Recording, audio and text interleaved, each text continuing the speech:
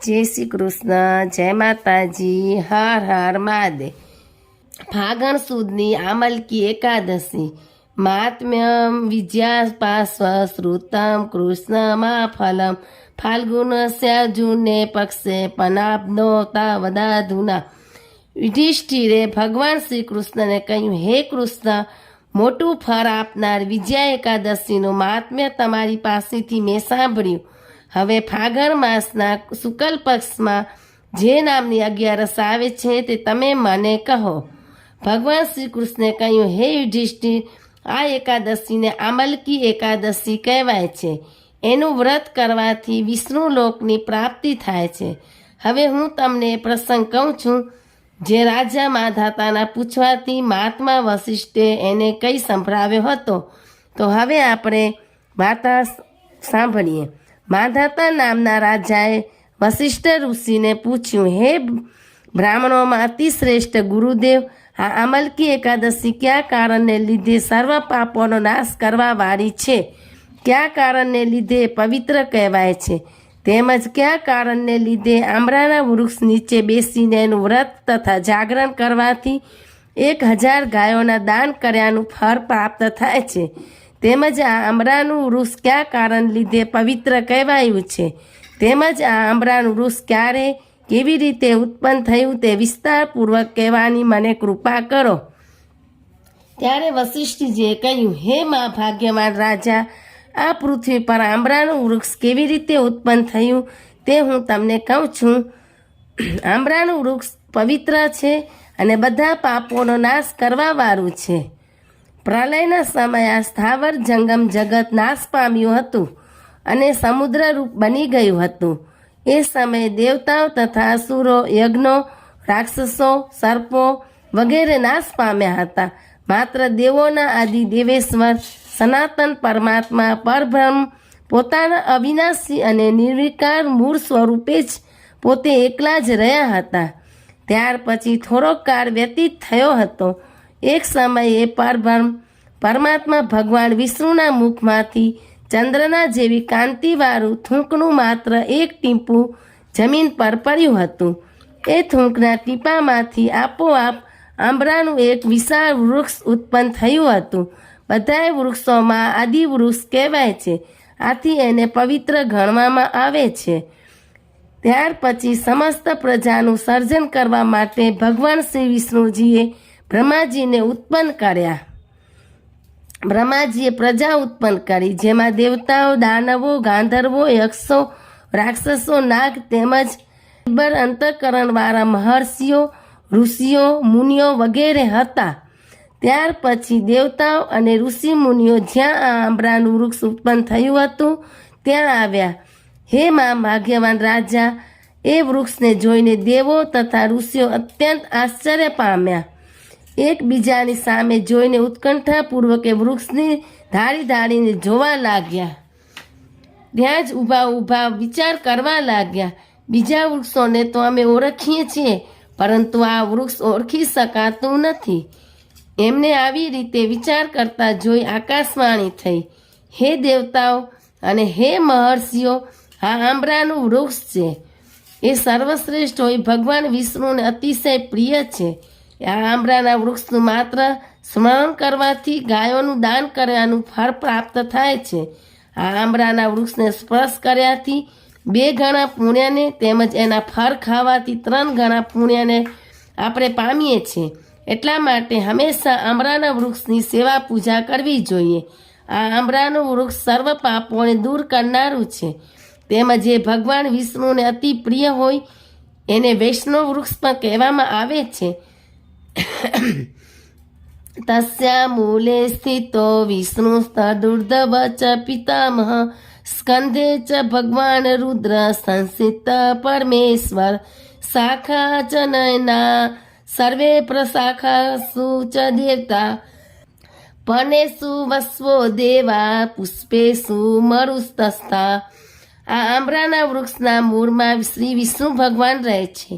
તે મૂળના ઉપરના ભાગમાં બ્રહ્માજી રહે છે. તેના થરમાં ભગવાન રુદ્ર રહ્યા છે. તેની શાખાઓમાં બધા મુનિઓ રહ્યા છે. એની નાની નાની ડાળીઓમાં બધા દેવતાઓ રહ્યા છે. એના પાંદડામાં બધા જ દેવો રહે છે તથા એના ફૂલોમાં મરુત એટલે કે પવન દેવ રહે છે. આમ આંબરાના વૃક્ષમાં બધા જ દેવો વાસ કરે છે. આ કારણને લીધે ભગવાન વિષ્ણુના ભક્તોએ એ વૃક્ષ પરમ પવિત્ર હોય પૂજવા યોગ્ય છે.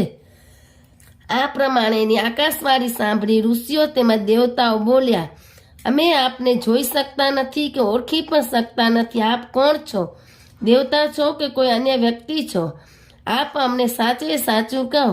આકાશવાણી થઈ અને તે કીધું, જે સર્વ પ્રાણી પદાર્થોના કરતા છે, સર્વ ભૂમનોના જે સૃષ્ટા છે, છતાં વિદ્વાન પુરુષોને પણ જેમનું દર્શન કરવું મુશ્કેલ છે, તે જ હું સનાતન વિષ્ણુ ભગવાન છું.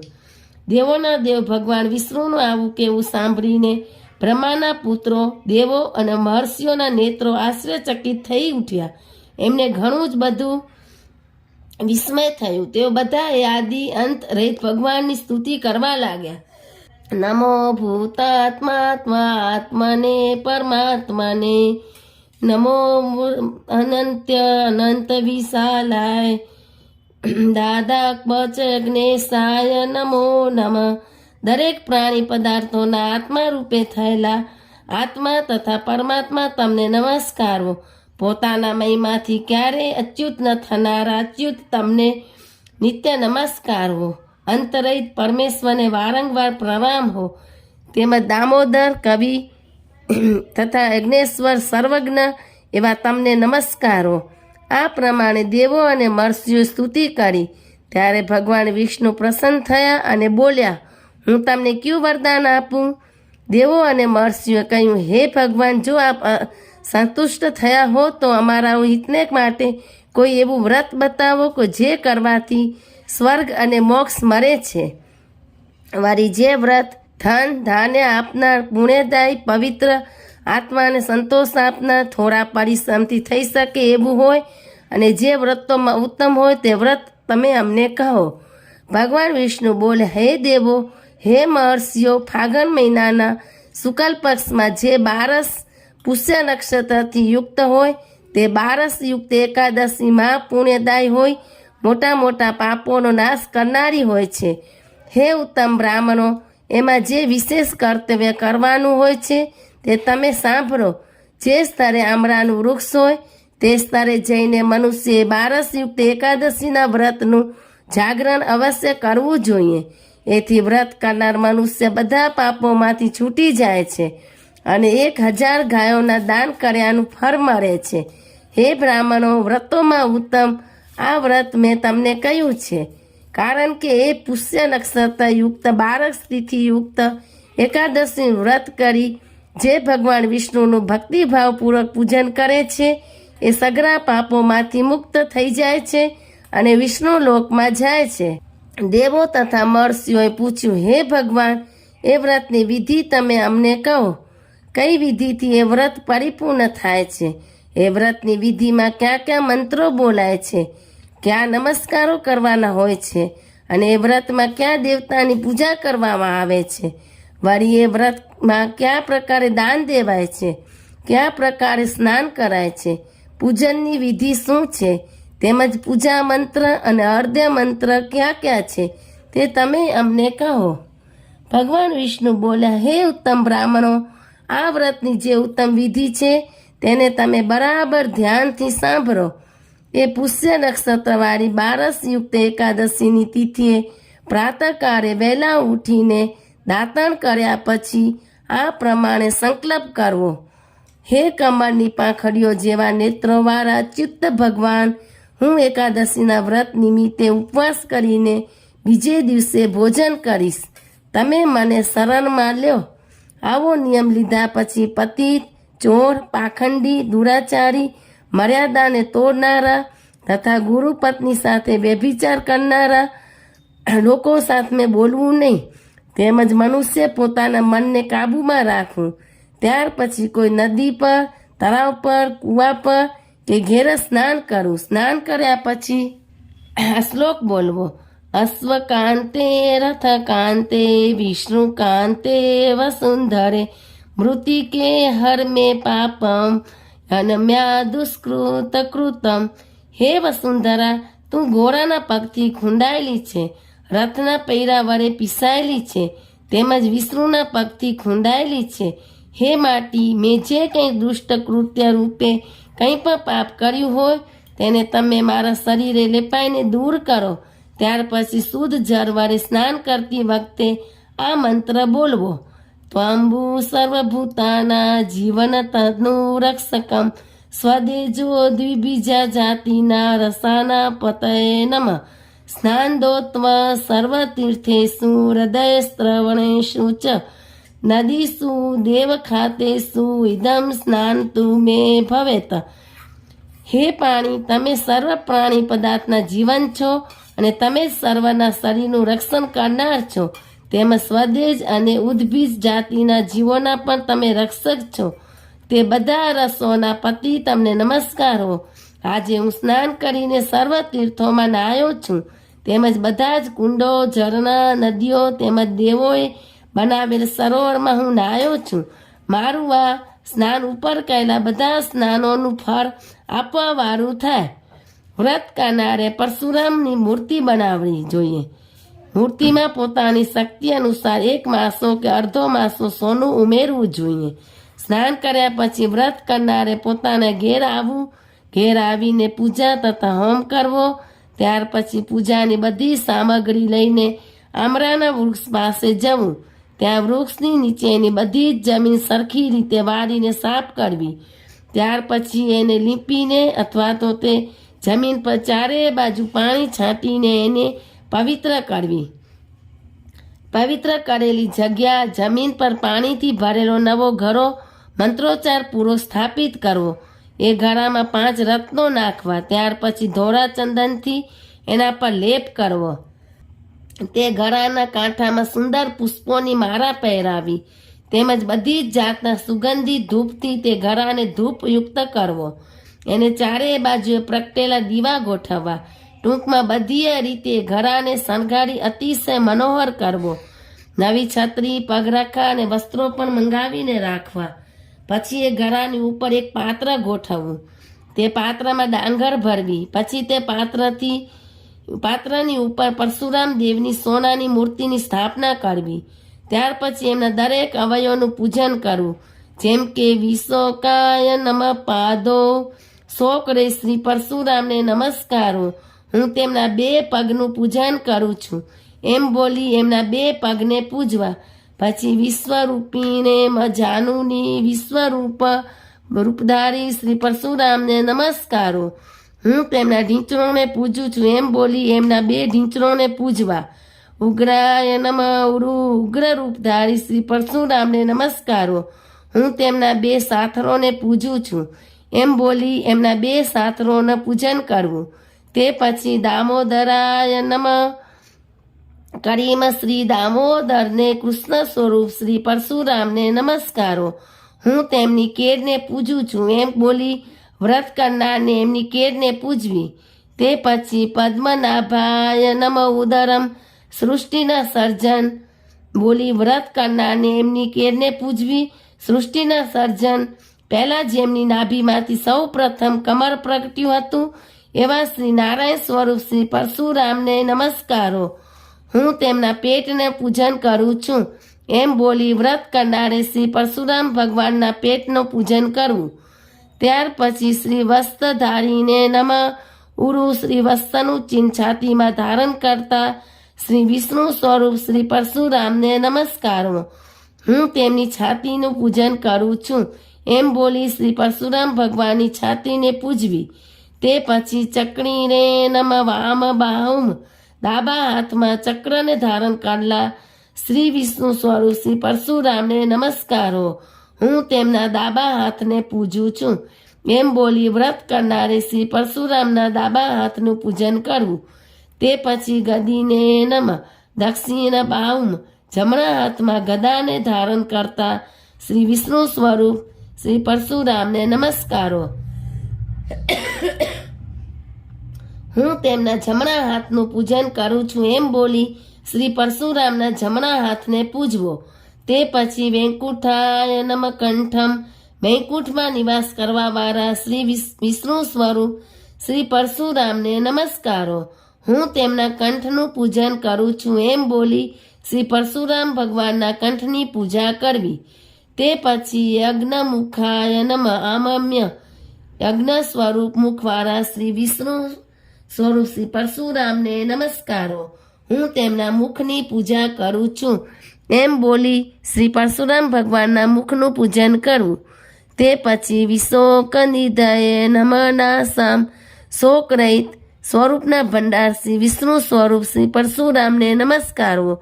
હું તેમના નાકનું પૂજન કરું છું એમ બોલી શ્રી પરશુરામ ભગવાનના નાકની પૂજા કરવી. તે પછી શ્રી વાસુદેવાય નમઃ અક્ષિણી શ્રી વાસુદેવ કૃષ્ણ સ્વરૂપ શ્રી પરશુરામને નમસ્કારો. હું તેમના નેત્રોનું પૂજન કરું છું એમ બોલી શ્રી પરશુરામ ભગવાનના નેત્રોની પૂજા કરવી. તે પછી વામનાય નમઃ લલાટમ વામન અવતાર ધારણ કરનાર શ્રી વિષ્ણુ સ્વરૂપ શ્રી પરશુરામને નમસ્કારો. હું તેમના લલાટને પૂજન કરું છું એમ બોલી શ્રી પરશુરામ ભગવાનના લલાટની પૂજા કરવી. તે પછી રામાય નમઃ ભ્રુવો દશરથના પુત્ર શ્રી રામ સ્વરૂપ શ્રી પરશુરામને નમસ્કારો. હું તેમની 2 ભ્રુકુટીઓને પૂજન કરું છું એમ બોલી શ્રી પરશુરામ ભગવાનની 2 ભમરની પૂજા કરવી. તે પછી સર્વાત્માને નમઃ તીર્છમમ સર્વના આત્મારૂપ શ્રી પરશુરામને નમસ્કારો. હું તેમના મસ્તકને પૂજું છું એમ બોલી સર્વના આત્મારૂપ શ્રી પરશુરામ ભગવાનના મસ્તકનું પૂજન કરવું. આ પ્રમાણેના મંત્રોચ્ચાર કરી વ્રત કરનારે શ્રી પરશુરામના પ્રત્યેક અવયવની પૂજા કરવી.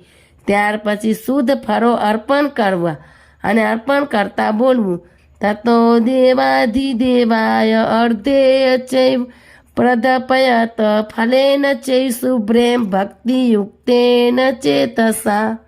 હે દેવાધિદેવ શ્રી પરશુરામ, હું આપને ભક્તિયુક્ત ચિત્તથી શુદ્ધ ફળો અર્પણ કરું છું. આપ એનો સ્વીકાર કરો. ત્યાર પછી અર્ધ્ય પ્રદાન કરવું અને આ મંત્ર બોલવો નમસ્તે દેવદેવેશ જામગદત્તે નમસ્તુતે ગુરાણાદમિમમ દત્તમામલક્યાયુતો હરે. હે દેવોના દેવેશ્વર પરશુરામ ભગવાન તમને નમસ્કારો. હે જમગદીના પુત્ર પરશુરામ તમને નમસ્કારો. હે શ્રી હરે, આ આંબરાના વૃક્ષની સાથે રહીને મેં આપેલા અર્ધ્યનો આપ સ્વીકાર કર્યો. આ રીતે અર્ધ્ય મંત્ર બોલીને શ્રી પરશુરામ ભગવાનને ફળો સહિત ભક્તિયુક્ત ચિત્તથી અર્ધ્ય પ્રદાન કરવું. ત્યાર પછી આમલકી એકાદશીનું વ્રત કરનારે એ આંબરાના વૃક્ષની નીચે જાગરણ કરવું. જાગરણ દરમિયાન ધૂન ભજન કીર્તન વગેરેનું વાંજિત્રો સહિત આયોજન કરવું. તે ઉપરાંત ધાર્મિક કથા આખ્યાનો વગેરે વાંચવા અગર તો સાંભળવા. તે ઉપરાંત ભગવાન શ્રી વિષ્ણુને લગતા આખ્યાનો કથા વાર્તા વગેરે વાંચીને કે સાંભળીને રાત પસાર કરવી. આ પ્રમાણે આખી રાતનું જાગરણ કરીને વહેલી સવારે ભગવાન શ્રી વિષ્ણુનું નામ ઉચ્ચારતા આંબરાના વૃક્ષની 108 અથવા 28 પ્રદક્ષિણા કરવી. ત્યાર પછી ભગવાન શ્રી વિષ્ણુની આરતી ઉતારવી. તે પછી પૂજા કરનાર બ્રાહ્મણનું પૂજન કરવું. ત્યાર પછી શ્રી પરશુરામ ભગવાનની પૂજા અર્ધ્ય વગેરે માટે લાવેલી સામગ્રી બ્રાહ્મણને આપવી. તે ઉપરાંત વ્રત કરાવનાર બ્રાહ્મણને તે સ્થાપન કરેલો ઘરામાં જે રાખ્યું હોય તે બધું, નવી છત્રી, પગરખા, વસ્ત્રો વગેરે જે ઘરાની નજીક મૂક્યું હોય તે અને શ્રી પરશુરામ ભગવાનની મૂર્તિ સહિત બધું જ એ પૂજા કરાવનાર બ્રાહ્મણને આપી દેવું અને તે વખતે આ મંત્ર બોલવો જામગ્નક્ષ સ્વરૂપેણ પ્રિયતા મમ કેશવ. શ્રી પરશુરામ સ્વરૂપે શ્રી કેશવ ભગવાન શ્રી વિષ્ણુ મારી ઉપર તમે પ્રસન્ન થાવ.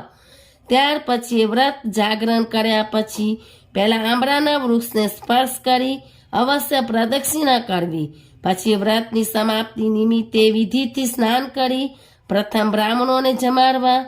પછી પોતાના કુટુંબીજનો તેમજ સગા સંબંધીઓ સાથે પોતે પણ ભોજન કરવું. આમ ઉપર જણાવેલ વિધિથી જેને આમલકી એકાદશીનું વ્રત કર્યું હોય અને એનાથી જે પુણ્ય પ્રાપ્ત થાય છે તે સર્વ હવે હું તમને કહું છું તે તમે બધા સાંભળો. બધાએ તીર્થોમાં સ્નાન, દર્શન વગેરે કરવાથી જે પુણ્ય ફળ મળે છે, તેમાં દરેક પ્રકારના દાનો કરવાથી જે પુણ્ય ફળ મળે છે, તેમજ બધા યજ્ઞો કરવાથી જે પુણ્ય મળે છે, તેનાથી પણ વધારે પુણ્ય આ અમલકી એકાદશીનું વ્રત, ઉપવાસ, જાગરણ વગેરે કરવાથી પ્રાપ્ત થાય છે. બધા વ્રતોમાં જે આ ઉત્તમ વ્રત છે તે મેં તમને કહ્યું છે એમ કહી ભગવાન વિષ્ણુ ત્યાંથી અંતર ધ્યાન થઈ ગયા. પછી વશિષ્ઠે કહ્યું, હે માંધાતા, ત્યાર પછી બધા દેવોએ અને બધા મહર્ષિઓએ વ્રત કર્યું અને વ્રત કરી અને તમારે પણ આ વ્રત અમલકી એકાદશી વ્રત અવશ્ય કરવું જોઈએ. આ સાંભળી માંધાતાએ વશિષ્ઠ ઋષિને કહ્યું, હે મહાત્મા, આપે કહેલા અમલકી એકાદશી વ્રત હું જરૂર કરીશ. હવે આ એકાદશીનું કોઈ આખ્યાન કે કોઈ કથા હોય તો કૃપા કરીને તે તમે મને કહો. વશિષ્ઠજીએ કહ્યું, હે મા ભાગ્યમાન રાજા, હવે તમે અમલકી એકાદશીનું આખ્યાન સાંભળો. વિદિશા નામની નગરીમાં ધર્માત્મા રાજાનો ચિત્રરથ નામનો પુત્ર રહેતો હતો. તે પરોપકારી હતો. તે ઉપરાંત તે પુરાણ અને શાસ્ત્રોનો પણ સારો અભ્યાસી હતો. એ વિદિશા નગરીમાં અનેક વિદ્વાન બ્રાહ્મણો રહેતા હતા. રાજા અને પ્રજા બંને ધર્મનું આચરણ કરતા હતા અને અનેક પ્રકારના વ્રત ઉપવાસ કરતા હતા.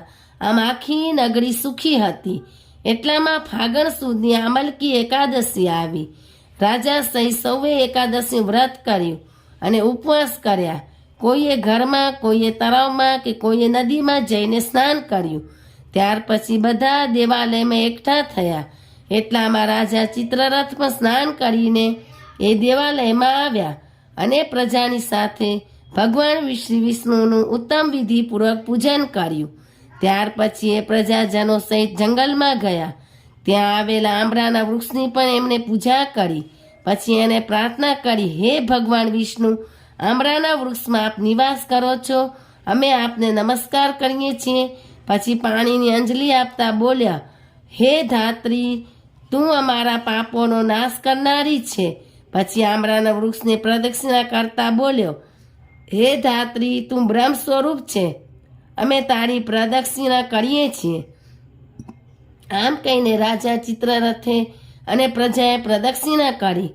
પછી રાત્રિનું જાગરણ પણ એ આંબળાના વૃક્ષ નીચે કર્યું. એટલામાં જંગલી પ્રાણીઓની હત્યા કરીને પોતાના કુટુંબનું ભરણ પોષણ કરનાર એક પારધી ત્યાં આવી ચડ્યો. આંબળાના વૃક્ષની આજુબાજુની જમીન સ્વચ્છ થયેલી જોઈ તે ઉપરાંત આંબળાના વૃક્ષના થર પાસે અનેક દીવા પ્રગટેલા જોયા. ત્યાં રહેલી ભગવાન વિષ્ણુની મૂર્તિના દર્શન કર્યા. તે ઉપરાંત ધાર્મિક કથા પણ સાંભળી તેમજ ભજન કીર્તન પણ સાંભળ્યા. વળી આ બધું શું હશે એવા કુતૂહલથી પ્રેરાઈને આખી રાત ત્યાં જાગતો બેસી રહ્યો. આમ એનું જાગરણ પણ થઈ ગયું. સવારે સૌ પોતપોતાના ઘેર જતા હતા ત્યારે એણે એક જણને પૂછ્યું, આ બધું શું હતું? પહેલાં જવાબ આપ્યો, અમલકી એકાદશી વ્રત હતું. સારું કહી પારધી પણ પોતાને ઘેર ગયો. પોતે વ્રત સાંભળવા બેસી ગયો હોવાથી રાત્રે ઘેર નહોતો આવી શક્યો એમ પણ એને કહ્યું. એને પોતાના કુટુંબીજનોને કહ્યું. ત્યાર પછી આનંદથી ભોજન કર્યું. થોડાક દિવસો પછી પારધી મરણ પામ્યો. અમલકી એકાદશીના વ્રતના પ્રભાવથી એ જયંતી નગરમાં વિદુરથ રાજાને ત્યાં વસુરમ નામે પુત્ર થઈને જન્મ્યો. મોટો થતાં વિદુરથ રાજાએ એનો રાજ્યાભિષેક કર્યો. વસુરમના રાજ્યમાં 10,000 ગામ હતા. તે મહાપરાક્રમી હતો. એને ઘણા યજ્ઞો કરાવ્યા હતા. અનેક પ્રકારના દાન પણ આપ્યા હતા. તે ધર્મપરાયણ હતો. ઉપરાંત સાચો વિષ્ણુ ભક્ત પણ હતો. એને પોતાના રાજ્યમાં ઘણા શહેરોમાં શ્રી વિષ્ણુ ભગવાનના ભવ્ય મંદિરો બનાવ્યા હતા. એક વખતે મૃગવા રમવા જંગલમાં ગયો. જંગલમાં ખૂબ અંદર જતાં એ દિશાચૂક થઈ ગયો અને ભૂલો પડ્યો. આમ તેમ ઘણું ભટક્યો પણ માર્ગ ન મળતા એ ઘણો જ થાકી ગયો અને હાથનું ઓશીકું બનાવી આંબળાના એક વૃક્ષ નીચે સૂઈ ગયો. થોડી વારે ડુંગર પર રહેતા યવનોનું ટોળું ત્યાં આવી પહોંચ્યું. એમણે સૂઈ ગયેલા રાજાને ઓળખ્યો અને તુરત જ બોલી ઉઠ્યા, આ રાજા આપણો દુશ્મન છે, એને મારી નાખો. પણ એટલામાં તો રાજા વસુરામના શરીરમાંથી એક તેજસ્વી સ્ત્રી બહાર નીકળી. એની ભ્રુકુટી વાંકી હતી અને આંખોમાંથી આગ ઝરતી હતી. એને એક હાથમાં ચક્ર ધારણ કરેલું હતું. એણે યવનોને યુદ્ધ માટે લલકાર્યા. અત્યંત ક્રોધાયમાન થઈને એણે બધા જ યવનોને મારી નાખ્યા. થોડી વારે રાજા જાગ્યો. આજુબાજુનું દ્રશ્ય જોઈ આશ્ચર્ય પામ્યો. એણે મનમાં વિચાર કર્યો, આ બધા મરેલા યવનો તો મારા શત્રુઓ હતા. આમને કોણે માર્યા હશે? મારા ક્યાં હિતેશુએ આ માન કાર્ય કર્યું હશે? એટલામાં આકાશવાણી થઈ, હે રાજન, તું આંબરાના વૃક્ષ નીચે સૂઈ ગયો હતો, તેથી ભગવાન વિષ્ણુએ તારું રક્ષણ કર્યું છે. આ સાંભળી રાજા વસુરમનું હૃદય પુલકિત થઈ ઉઠ્યું. મનમાં ભગવાન વિષ્ણુનું સાચા હૃદયથી સ્મરણ કરતા એને જંગલમાંથી રસ્તો પણ જરી ગયો. સુખરૂપે પોતાના મહેલમાં પહોંચી ગયો. ત્યાર પછી એ પહેલાં કરતાં પણ વધુ ધર્મપૂર્વક રાજ્ય કરવા લાગ્યો અને પહેલાં કરતાં પણ વધુ શ્રદ્ધાથી ભગવાન વિષ્ણુની ભક્તિ કરવા લાગ્યો. વશિષ્ઠજીએ કહ્યું, હે માંધાતા, અમલકી એકાદશીનું વ્રત કરનાર અવશ્ય વિષ્ણુ લોકમાં જાય છે, એમાં સંશય નથી. આ રીતે કથા સમાપ્ત કરતા ભગવાન શ્રી કૃષ્ણે કહ્યું, હે યુધિષ્ઠિર, જેનાથી વધુ ઉત્તમ બીજું કોઈ વ્રત નથી. તે સર્વ પાપોમાંથી છોડાવનારું આ અમલકી એકાદશ વ્રત તમે જરૂર કરજો તથા કથા વાર્તા સાંભળજો. તથા ત્વમપી રાજેન્દ્ર કર્તુ મહર્ષિ સતં વ્રતમેદદ દુરાગર્ષણ સર્વ પાપ પ્રમોચન. હર હર મહાદેવ. જય શ્રી કૃષ્ણ. ઓમ નમો ભગવતે વાસુદેવાય.